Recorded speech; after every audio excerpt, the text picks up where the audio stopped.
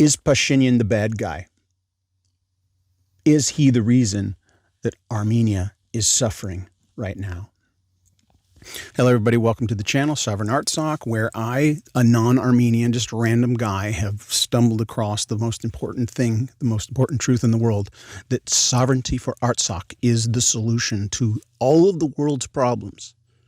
Well, that may be overstating the case, but I'm not sure it actually is, because global conflicts arise from small conflicts, such as what has been transpiring in Nagorno-Karabakh over the past 6 weeks or so, or over the past 30 years, over the past couple millennia.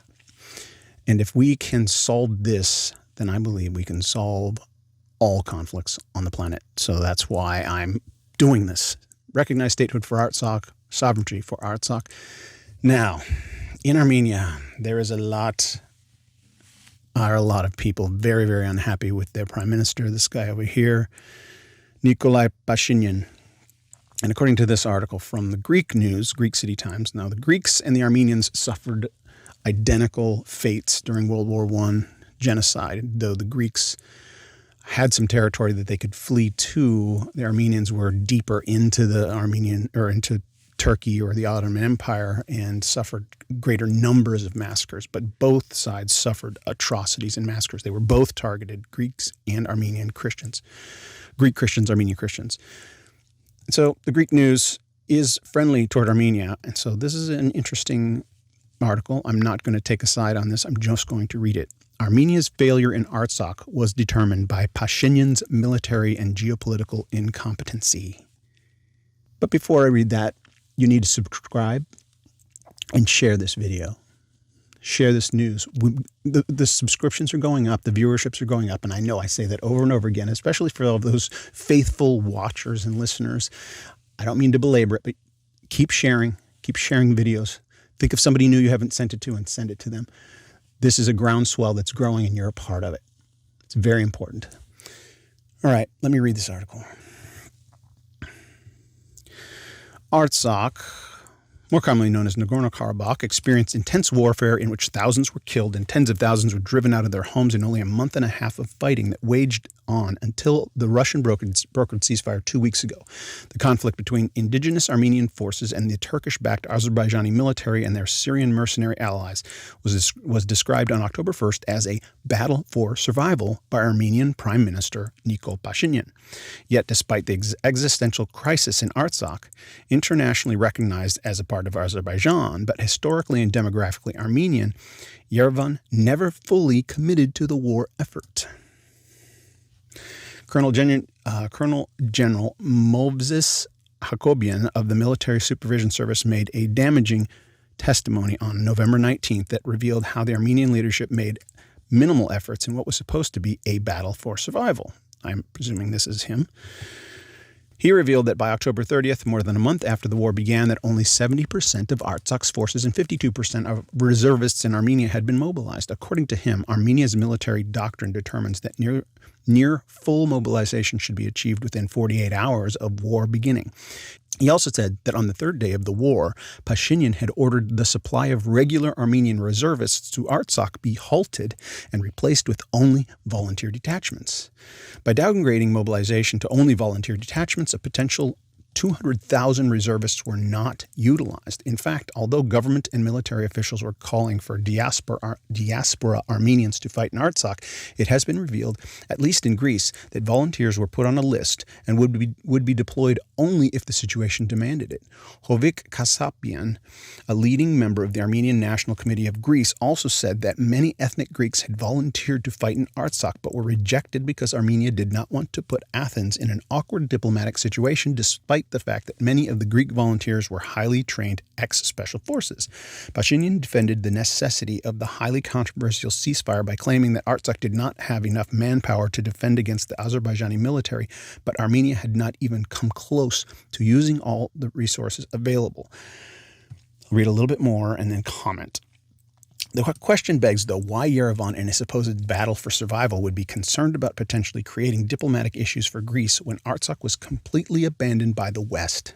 In a so-called battle for survival, it would be expected that Armenia would use any assistance offered, especially since Turkey had no qualms sending mercenaries. Instead, Armenian and foreign volunteers were only put on standby or rejected.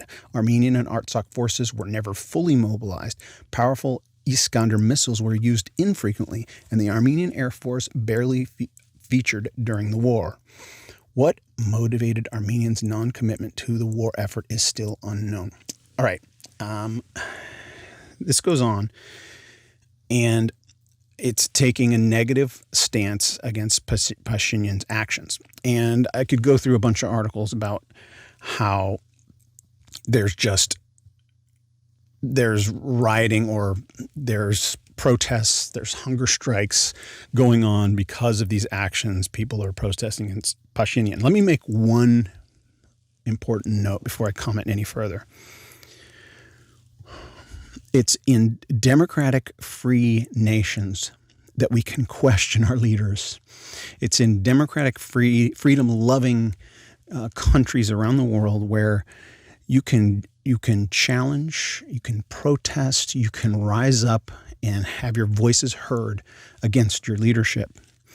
And that's a sign that your country is on the right track. Even if you're protesting your leader and you're not being thrown into prison, and you're not being mowed down with machine gun fire, or you're not being hauled away never to be seen again, then you're in the right place. Your country is moving in the right direction, or has been. And so you're not going to see those kinds of actions in Azerbaijan, say. People there don't speak up against the government. People there don't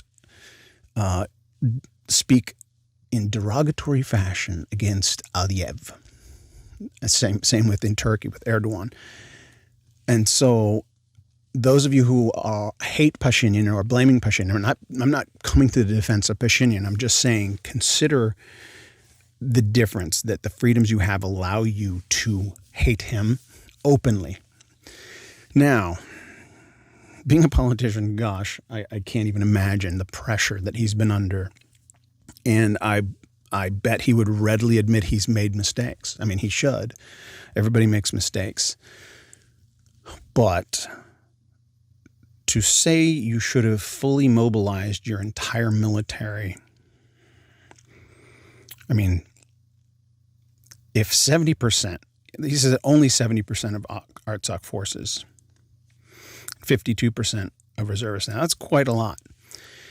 And my understanding is that they put up an unexpected resistance that the Azerbaijani forces were expecting to just kind of blow through here in 10 days. And if the majority, because 70% and 52% is a majority of your fighting forces, were able to put up somewhat of a resistance, and then without any outside help, because even Azerbaijan probably didn't need much outside help because they're a bigger nation and have more fighting men to throw at it, but they were getting help. Armenia was not getting help. And going to full-blown war, I'm going to lose a lot more men. And these protests would have happened anyway. So I'm not siding. I'm saying this guy's taking that stance as a military man. But if you stop the fighting, you get Russia involved and have to concede some territory for the time being to get others involved. I mean, that's hopeful. That's wishful. Maybe it's wishful thinking. But it may work out. It's just one of those we have to wait and see. And so I'm just pointing out to you, there is reason to blame this guy and plenty of people hating on him. But to be in that position, what was the right move? Commit 100% of your military to this conflict. There's downsides to that as well. So just notifying all of you, subscribe and share, pass the word along.